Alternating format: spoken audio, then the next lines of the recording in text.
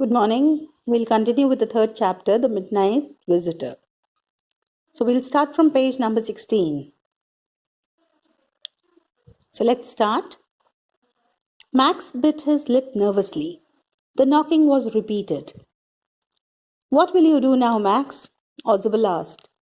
If I do not answer the door, they will enter anyway. The door is unlocked, and they will hesitate to shoot. Max's face was blank with anger as he backed swiftly towards the window. He swung a leg over the sill. Send them away. He warned. He warned. I will wait on the balcony. Send them away or I'll shoot and take the chances. The knocking at the door became louder and a noise was raised. Mr. Ausable, Mr. Ausable. So now in this, the word sill, it means the horizontal piece or that is beneath a window, door or any other opening. So now in this, it is given that Max, he was quite nervous because the knocking, it continued. And he did ask him, what would he do next? So Ausable, he added that the door was unlocked, and if he did not let him open the door, the police would enter anyway and would shoot him if they saw him with a gun. The knocking at the door became louder and louder. A voice was raised, Mr. Ausable, Mr. Ausable. So the knocking, it became more audible, and it was these people they were calling Ausable.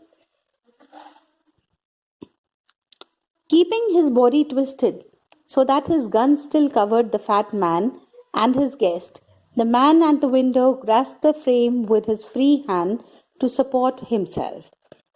Then he swung his other leg up and over the windowsill. The doorknob turned. Swiftly, Max pushed with his left hand to free himself from the sill and dropped to the balcony. And then, as he dropped, he screamed once shrilly. Shrilly is in a high pitch, piercingly. The door opened, and the waiter stood there with a tray, a bottle, and 2 glasses. Here is the drink you ordered for when you return, he said, and set the tray on the table, deftly uncorked the bottle, and left the room. Deftly is skillfully, cleverly. Uncorked is like to draw the cork from. White-faced Fowler stared after him, but he stammered. The police. There was no police Ausable side. Only Henry, whom I was expecting. But won't that man out on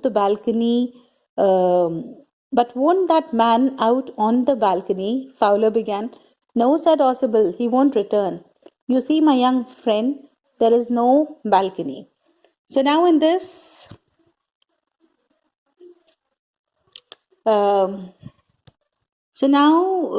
we've read that the knocking on the door, it became louder, and someone from outside was calling Ausable, and he called for Ausable twice.